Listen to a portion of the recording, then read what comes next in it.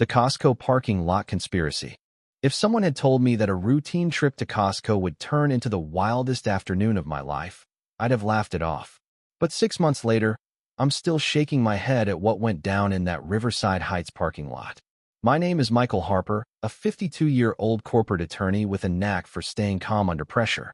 That Saturday, all I wanted was to grab some bulk toilet paper, maybe a hot dog, and head to the office to prep for a big case.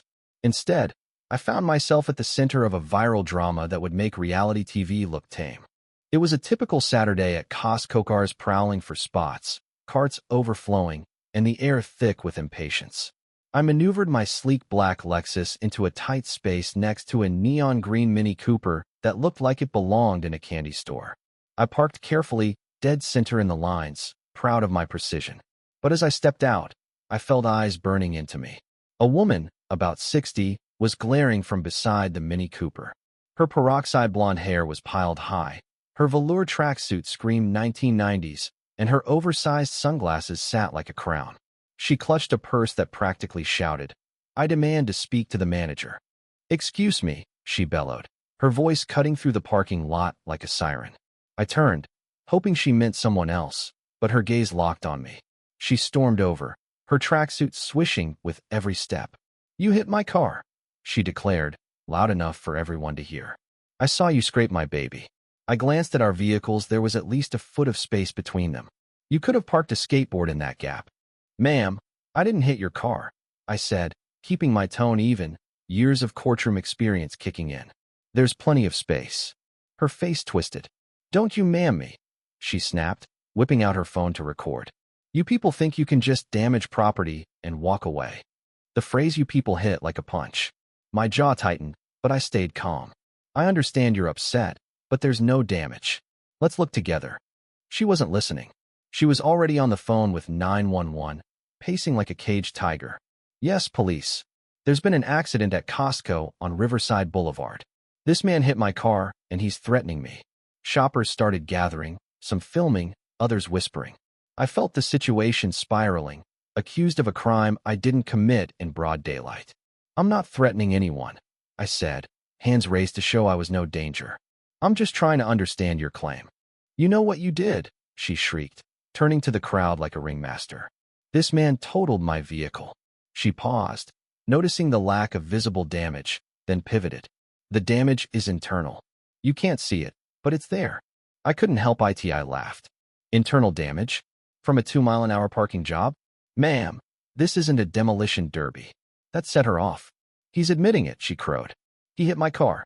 The crowd murmured, some entertained, others skeptical. Then she escalated. "I saw him trying to break into my car before he parked. He was peering into my windows, probably to steal something." Now I was angry. "That's completely false," I said. "I never touched or looked into your vehicle." A man in the crowd stepped forward. "I watched the whole thing. He parked normally and walked toward the store. He didn't touch her car." She whirled on him. "Are you with him? You're all in on this."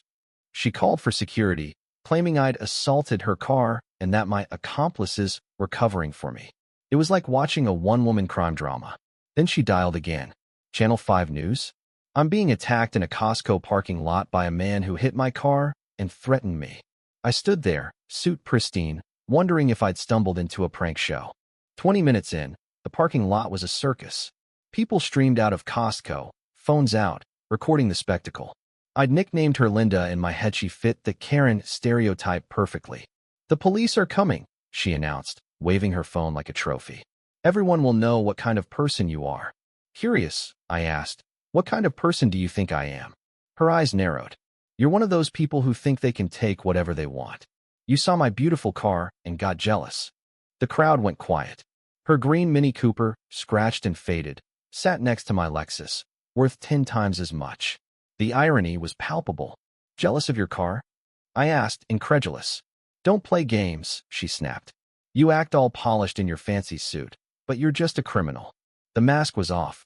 Someone muttered, "Did she just say that?" I took a breath, channeling my courtroom calm. "Could you clarify what you mean by those people?" Before she could answer, 2 security guards approached.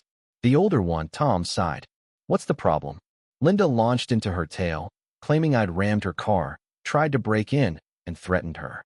Tom inspected both vehicles. I don't see any damage. Linda insisted. It's internal damage. The younger guard, Jake, checked with a flashlight. No scratches, no dents, no paint transfer. Sirens sounded. Linda's face lit up. Now we'll see who's telling the truth. 2 patrol cars arrived, lights flashing. Sergeant Emily Carter, a no-nonsense officer, approached. What's going on? Linda sprinted to her, repeating her story with extra flare-eyed, slammed her car, and threatened violence. I explained calmly. I parked carefully, didn't touch her car, and she approached me with accusations. Linda interrupted. He's lying. That's how they operate. Officer Daniels, a younger black officer, cut in. Ma'am, let him finish. Linda glared. Are you taking his side because you're both wearing dark clothes? The crowd groaned at her weak save. Sergeant Carter examined the cars. No damage, no signs of contact. Linda doubled down. It's internal, and he was trying to steal from my car. No witnesses backed her claim. Then she played her wild card. Fine, arrest him for selling drugs. I heard him on the phone, talking about a delivery and product. The parking lot went silent. I was stunned. That's fabricated. I haven't made a call since I got here. Officer Daniels checked my phone. Last call was 2 hours ago to Mom. Linda shouted. He has another phone. Drug dealers always do. I snapped. Ma'am, I'm an attorney. The only thing I deal is contracts. Then Jake, the guard, spoke up. Officers, our security footage is ready. Linda paled. That's not necessary. But Sergeant Carter insisted. The footage showed me parking cleanly, no contact, and walking toward the store. It also caught Linda rehearsing her accusations before confronting me. The crowd gasped as the video exposed her lies. Then I remembered my ace. Officers, my dash cam recorded everything too. Linda's face crumpled. I showed the high-definition footage, complete with audio of Linda muttering, rich-looking black guy in a fancy car. Perfect target. Time to get paid. The crowd was floored. Linda's scam was laid bare. The audio's fake, she screamed, but the evidence was ironclad. Then Linda lost it. So what if I wanted money? He can afford it. Look at his car. His suit's probably a drug dealer or some rapper. Sergeant Carter's tone sharpened. Ma'am, you've admitted to filing a false report and attempted fraud. Your statements are noted. Linda lunged at me, a theatrical flail, but Officer Daniels caught her. This is police brutality, she wailed. You're ganging up on me because I'm white. Then came the unhinged climax. Linda pulled a jar from her purse and smashed it on my windshield. A stench like death filled the air. That's my homemade fish sauce, she cackled. 3 months of fermented salmon. People gagged, fleeing the smell. She wasn't done. She sprayed my suit with Justice juice, liquefied sardines, and vinegar. I gagged, barely holding it together.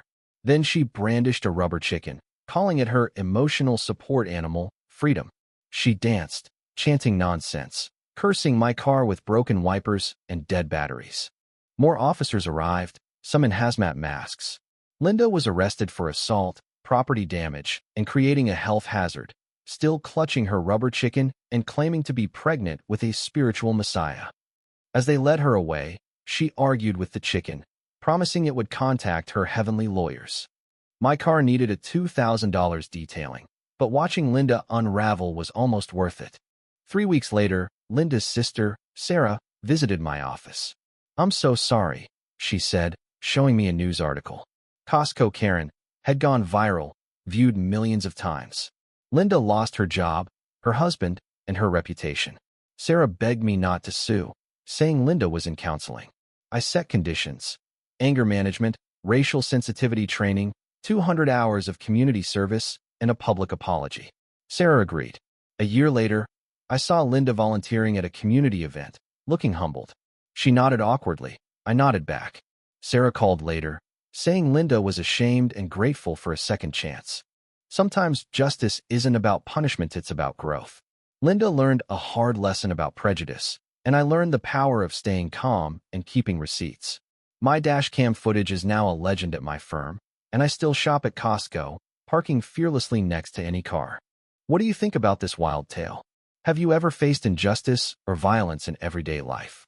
Share your thoughts in the comments. Should people like Linda face harsher consequences, or is redemption possible? Let's hear your take.